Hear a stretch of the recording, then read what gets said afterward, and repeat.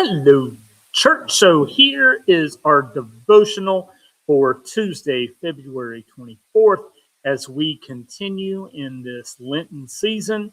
A reminder, if you are not on the mailing list and would like to get the devotional pieces and readings I've been doing from Casper Schwenkfeld's The Heavenly Balm and the Divine Physician, let Leslie know preferably, or let me know, and you might see something along the way. I mentioned, I think yesterday, that the person whose commentary we are reading is actually a teacher and now a professor emeritus from Eastern University. When the NIB was done, that was Eastern College. Raymond van Leeuwen is the pronunciation I'm going to try to stick with. But some really intriguing portions of commentary. Heck, I might even reach out to him just to let him know that this has been some fun material to encounter and engage. Yesterday, I did read too far in the message, and I think I commented in the video that I think I might have overshot. The issue was this: as I was looking back and forth, there was a page turn as one of the things that trips up. But these are somewhat parallel lines. What I finished with yesterday was: the wise accumulate knowledge, a true treasure. Know-it-alls talk too much, a sheer waste. The one I should have ended with prior to that was: a wise heart takes orders, an empty head will come unglued. So we're going to be repeating that section that I concluded with yesterday. We'll hold off on that for a little bit so you get some more context. Part of this was also a difference in breaks and how the commentary is approaching it and how Peterson approached it. So the portion that I read yesterday from NRSV is how Van Leeuwen broke it up for the commentary and just the points that he wanted to focus on. Peterson will actually do his second section for our devotional for tomorrow, which he entitles "The Road to Life is a Disciplined Life." So little preview on that one.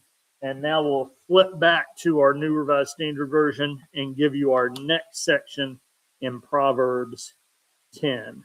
This will be starting at verse 9. Whoever walks in integrity walks securely, but whoever follows perverse ways will be found out. Whoever winks the eye causes trouble, but the one who rebukes boldly makes peace. The mouth of the righteous is a fountain of life, but the mouth of the wicked conceals violence. Hatred stirs up strife, but love covers all offenses. On the lips of one who has understanding, wisdom is found, but a rod is for the back of one who lacks sense. That's going to wind up being fun in Peterson. Yeah.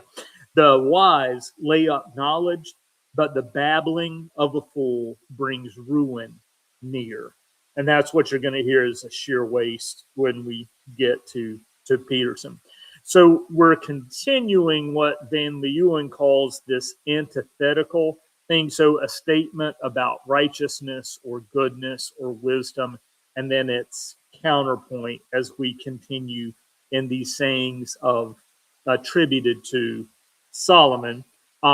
Van Leeuwen entitles this portion, which continues with 15 through 20, 20 through 32, sayings on the antithesis of good and evil.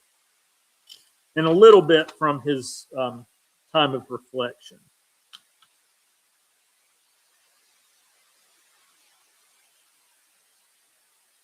Yeah, I don't think I did this yesterday. I had to pause and I forgot to mark it.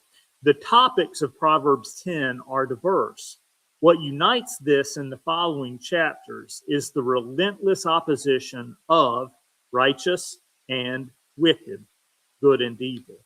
Every verse presents an opposition in one form or another of good and evil.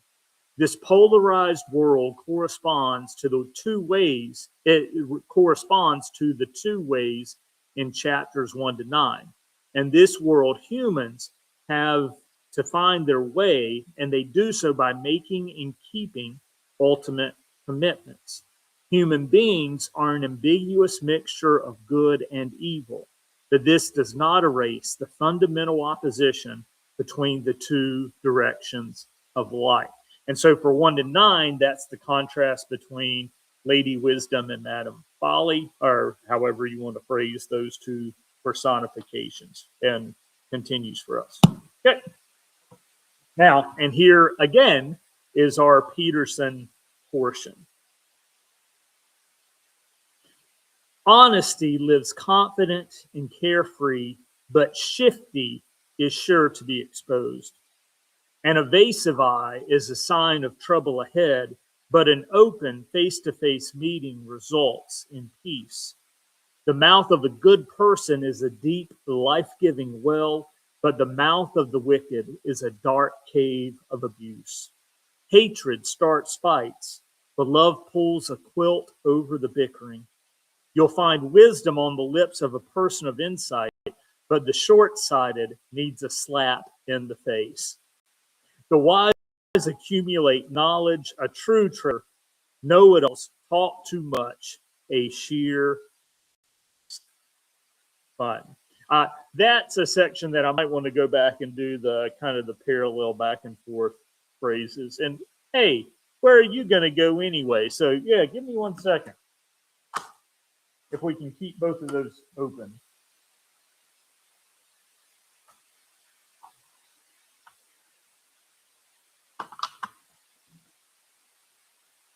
Are not open.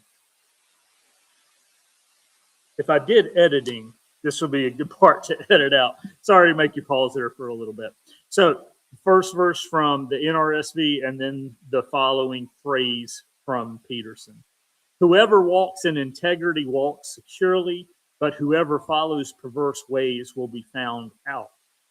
Honesty lives confident and carefree, but shifty is sure to be exposed.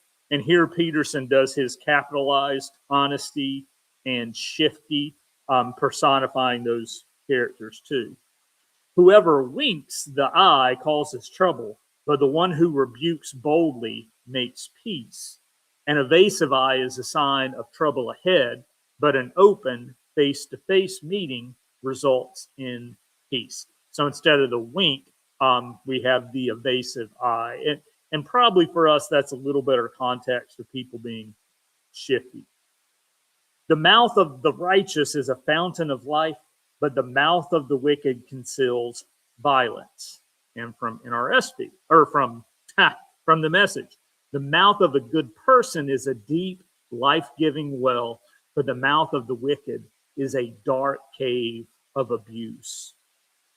From Peterson again, hatred starts fights, but love pulls a quilt over the bickering.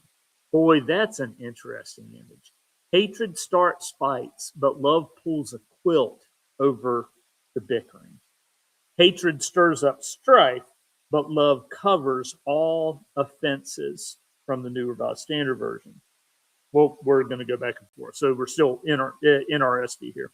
On the lips of one who has understanding, wisdom is found, but a rod is for the back of one who lacks sense. You gotta love when you get some of those images in even the NRSV. And then here we go for Peterson. You'll find wisdom on the lips of a person of insight, but the short-sighted needs a slap in the face. Message. The wise accumulate knowledge, a true treasure. Know-it-alls talk too much, a sheer waste. And finally, from the NRSV, the wise lay up knowledge, but the babbling of a fool brings ruin near.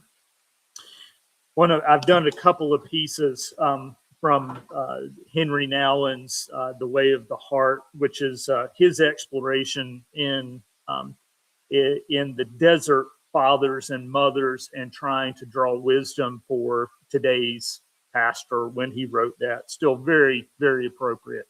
Nouwen accurately points out that we live in a very wordy world. And being able to move beyond some of those words. And yes, I realize the irony while I'm doing this devotional, those things that call us into the presence of God and into moments of silence become far more critical. So enjoy your day. We'll be back with you tomorrow as we continue in Proverbs 10, and we'll see what else I screw up. Have a great one. Talk to you later. Bye-bye.